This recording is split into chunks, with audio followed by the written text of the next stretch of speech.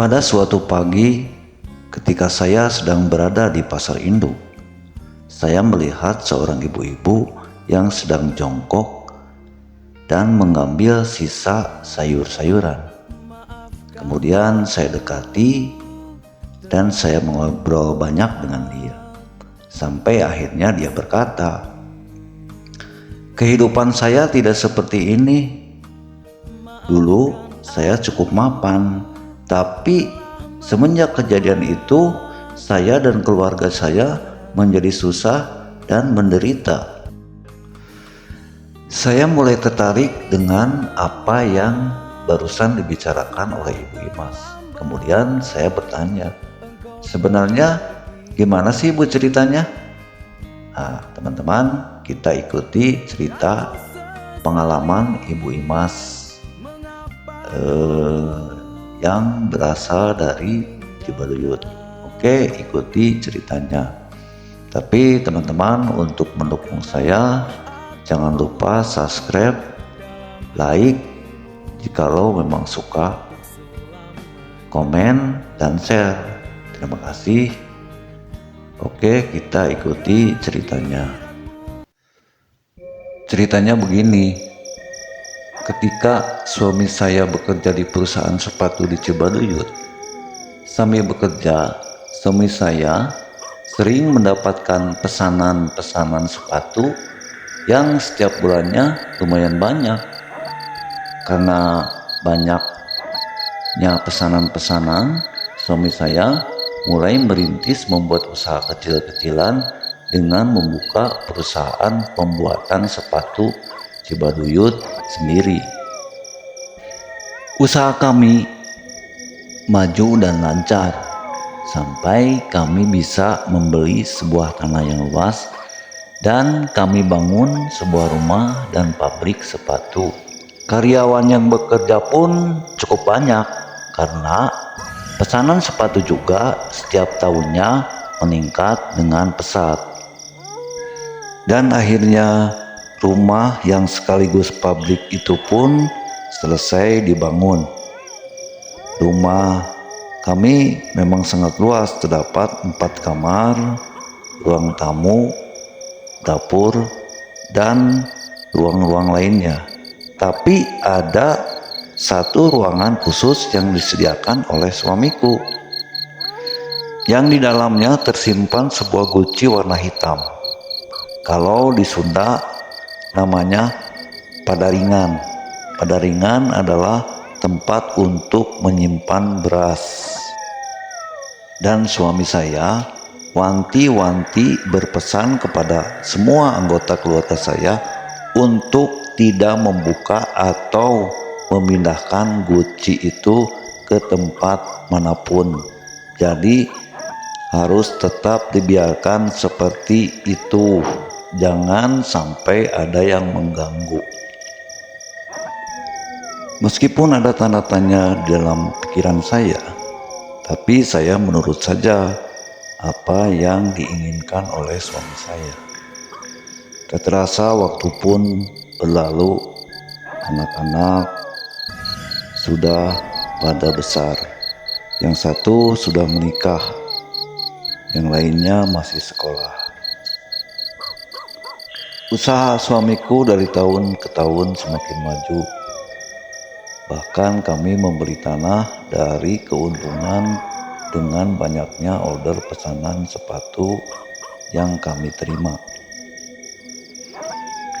Yang membuat penasaran, dari ketika kami membuka usaha sampai dia sekarang dengan usahanya yang maju, dia sebulan sekali kadang pergi dan tidak pulang menginap. Waktu ditanya, katanya ada urusan bisnis yang sangat penting. Semakin lama, rasa penasaran untuk mengetahui kamar khusus itu semakin besar. Suatu hari, ketika suamiku sedang tidak ada di rumah, saya mengendap-endap mendekati kamar itu untuk mengetahui apa yang ada di dalam kamar itu. Ketika ku buka, ternyata pintu itu terkunci dan hanya suamiku yang memegang kuncinya. Karena rasa penasaran yang ada dalam benakku yang semakin besar, lalu saya mencari kunci itu. Dan kebetulan saya menemukannya, lalu saya ambil dan kembali ke kamar itu. Saya pun membuka kunci. Ketika terbuka kuncinya, perlahan-lahan kubuka pintunya dengan rasa takut dan penasaran yang semakin besar.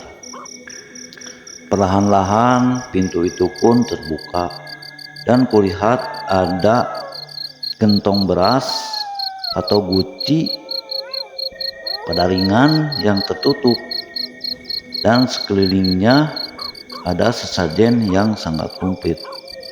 Lalu saya masuk dengan langkah yang perlahan dan agak berat.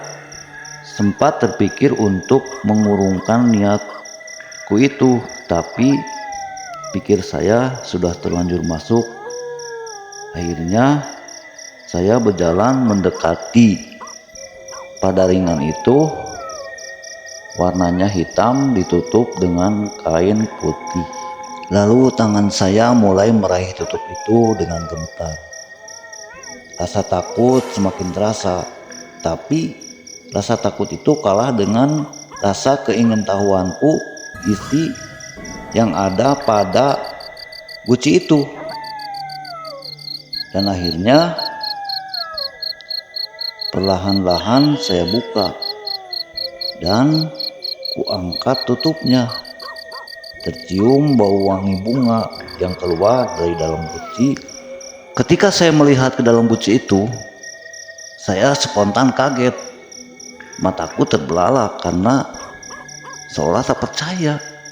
Karena di dalam guci itu ada sepasang ular, yang satu seperti bermahkota dan yang satu lagi ular buntung.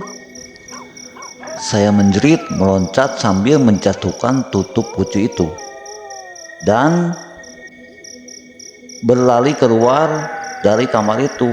Anak-anak saya sontak menghampiri saya sambil berbicara. "Ada apa, Bu? Ada apa, Bu?" kata anak-anak saya. Saya diam dan gak bisa bicara, tapi tangan saya menunjuk-nunjuk kamar itu. Anak saya lalu pergi ke kamar itu, diikuti oleh adik-adiknya yang sama-sama merasa penasaran. Mereka dengan jelas melihat 2 ekor ular yang keluar dari guci itu. Mereka pun serentak berlari menjauhi kamar itu. Dan anakku yang paling besar pergi mencari sapu untuk mengusir ular itu. Tapi ketika sampai ke kamar itu, ular itu sudah hilang. Hilang lenyap, tak berbekas, tinggal gucinya aja yang terlihat kosong. Setelah kejadian tadi, kami hanya bisa diam dan tak percaya dengan yang kami lihat tadi. Saya berpesan jangan sampai kejadian ini diceritakan kepada bapak atau diceritakan kepada orang lain. Ketika suami saya datang, keadaan seperti biasa karena kami sepakat untuk tidak menceritakan dan bersikap seperti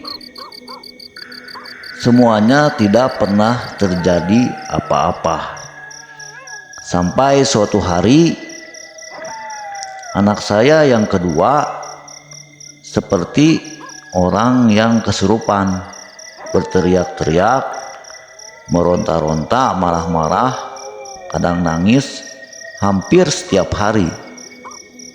Kadang kalau lagi tenang, dia terlihat diam seperti orang yang melamun, tidak banyak bicara dan tidak banyak bergerak. Tapi ketika kambuh, dia berteriak-teriak lagi. Bahkan sekarang sering kabur. Anak saya seperti orang gila dan terpaksa saya menyuruh anak saya yang paling gede untuk memasung kaki dia supaya dia tidak meresahkan warga-warga di sekitar rumah saya. Awalnya suami saya menganggap bahwa itu adalah penyakit biasa. Lalu suami saya membawa dia ke rumah sakit. Tetapi hasilnya tetap saja tidak ada perubahan. Kemudian suami saya berganti lagi ke rumah sakit lain. Sampai berkali-kali rumah sakit terus didatangi dan hasilnya tetap aja tidak ada perubahan. Lalu suami saya membawa dia ke paranormal. Beberapa paranormal pun dicoba, tapi tetap aja tidak ada perubahan. Segala tanah yang kami beli, kami jual untuk mengobati anak saya yang kedua itu. Tapi hasilnya tetap aja. Barang-barang kami habis terjual, tetapi penyakitnya tidak bisa ditemukan. Akhirnya kami pasrah saja dengan apa yang terjadi dengan anak saya. Suatu malam saya melihat suami saya masuk ke kamar itu. Kemudian dia keluar dengan wajah lusuh dan terlihat sedikit marah. Tapi suami saya tidak berkata apa-apa dan tidak menceritakan apa yang terjadi di kamar itu. Mungkin suamiku malu atau merasa bersalah. Dia tetap diam merahasiakan tentang guci itu. Beberapa tahun kemudian, anak perempuan saya mendadak tidak bisa berjalan setelah dia mengalami demam dengan suhu badan yang sangat panas. Dia seperti step atau kejang-kejang, sama dengan anak saya yang kedua. Dia diobati dengan berbagai macam cara, dibawa ke rumah sakit dan dibawa ke paranormal, tapi tetap saja tidak sembuh. Dan akhirnya rumah kami yang kami tempati pun kami jual. Usaha sepatu semenjak kejadian ada ular di dalam guci perlahan-lahan meredup sepi. Ketika pindah, barang-barang kami pun hanya pakaian dan guci itu. Karena barang yang lain sudah kami jual untuk biaya pengobatan kedua anak saya. Ketika aku bawa guci itu, suamiku bilang, "Sudah, buang aja, jangan dibawa." Saya hanya menurut. Saya pun menanyakan pada suami saya, "Apakah Bapak melakukan pesugihan atau melakukan ritual agar usahanya maju?" Itu pertanyaan yang saya tanyakan kepada suami saya. Suami saya tetap menjawab, "Tidak, dia tidak melakukan apapun." Suami saya tetap mengelak dan dia tetap merahasiakannya kepada saya. Dan akhirnya ada satu kejadian yang paling tidak bisa dilupakan dan sangat membuat saya sedih dan terpukul. Anak saya diambil juga. Dia meninggal mendadak tanpa ada sebab yang pasti. Sekarang kehidupan kami lebih susah dan sedih. Sekarang rumah kami mengontrak. Anak saya yang kedua seperti kehilangan akal. Pihak rumah sakit jiwa pun pernah meminta izin kepada suami saya untuk mengobati anak saya. Tapi suami saya tidak mengizinkan. Mungkin dalam pikirannya dia ingin mengurus anak saya karena dia bertanggung jawab atas semua kejadian yang menimpa anak saya. Sedangkan anak kami yang bungsu, dia lumpuh, tidak bisa berjalan. Dia berjalannya juga ngesot. Sekarang kehidupan keluarga kami hanya mengandalkan dari suami saya menanam singkong di bantaran sungai Citarum. Tapi sekarang sudah dibersihkan dan akhirnya suamiku hanya bekerja seadanya. Saya membantu usaha suamiku dengan memulung sayur-sayuran yang tercecer di pasar.